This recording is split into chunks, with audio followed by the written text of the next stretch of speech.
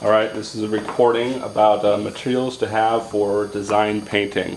So, looking at a couple things that we need to look at right away. The first thing you should absolutely have is a pencil and eraser. So, these are just standard pencils and erasers. Doesn't have to be anything special, an HB standard pencil, or you can use a mechanical pencil if you'd like. The other thing you should get is a white plastic eraser. This is different than your pink pearl eraser. The things that erases things much easier and makes your paper a lot more cleaner. So get a white plastic eraser, a couple pencils. You can get hard pencils if you know what those are, but you don't really need it. And typical number 2 HB pencil will work fine. Don't use the eraser on this end, just get used to using your big eraser. And it's optional if you want, but you can get one of these little click erasers. I find them very useful for hitting tight spots and getting smaller bits on your certain pieces of paper. So these are probably the most important tools because you'll be using them for every single thing that you'll be doing for a design. So hold on to these and make sure you have a lot of those on hand. The other thing that you're actually going to have is a sketchbook. This is a black book, as the kids call them nowadays. But this is a sketchbook, and you'll keep all your design drawings and sketches in here, and use this for thinking purposes and planning out what type of compositions designs you want to work on. So really good, and almost everyone should have one if you're using in a visual field. So there's your sketchbook. As far as paper for your projects go, you should get some Bristol paper. This is standard Bristol paper you can get at most any art stores in the United States. This is like a thicker wood pulp type of paper.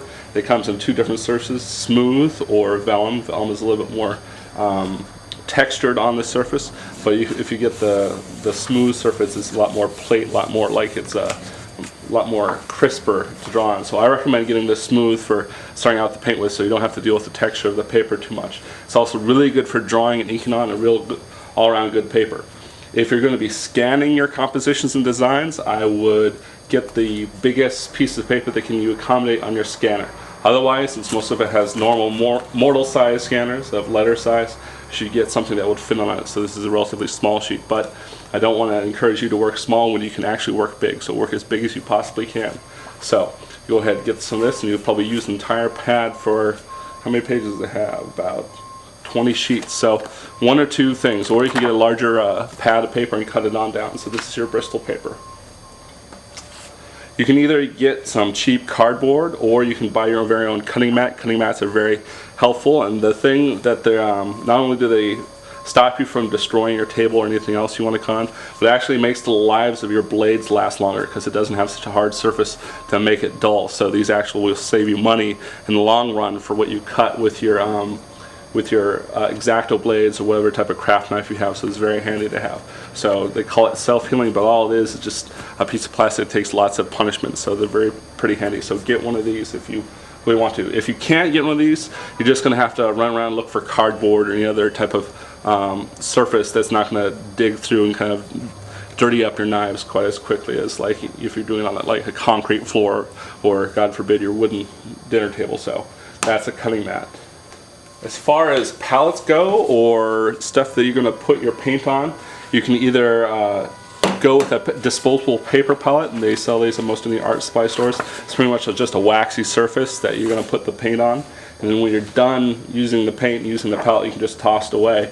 And so it comes in a bunch of these sheets. So if you're going to use these, make sure you take it off before you start putting paint on it, because there's nothing more obnoxious than having all your paint sitting up and you run out of room on your palette paper and you have to lift up your painty palette and move it aside and get to another one. So tear them off of the sheets before you start putting paint on them, just to keep it easy on yourself. Or you can go green and go with a reusable plate.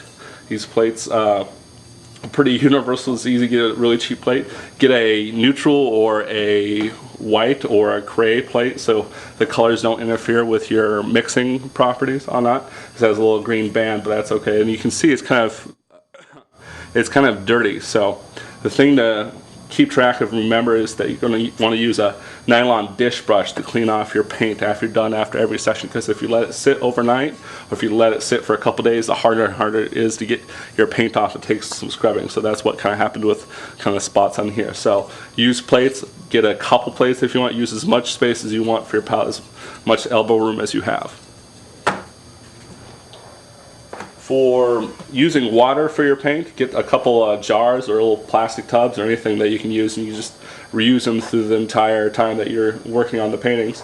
But I recommend having 2 or more, so you can constantly change out your water. You don't have to run to the sink all the time if you dirty one of your water, so you just use the other one. Or you can use them in tandem, where you use this one to rinse off and then you use this one to draw your fresh water on, because you will be needing to get fresh water for your paint. So have like 2 or more of these and just set them off to the side, and I'll show you how you set them up for a proper painting area that like I recommend. So get a couple of these. These are nice, just little mason jars, so go ahead and get a couple.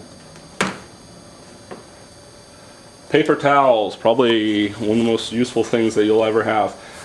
Think green, try not to waste too many, but what usually I do, I take up a couple sheets of paper towels and stick them underneath my jars, and that way I can knock the water off from the jars and then brush the last bits of water off on this, or it can help you clear up messes or sop up like big spots of paint that are too wet and you want to get rid of. So very handy to have some paper towels on you.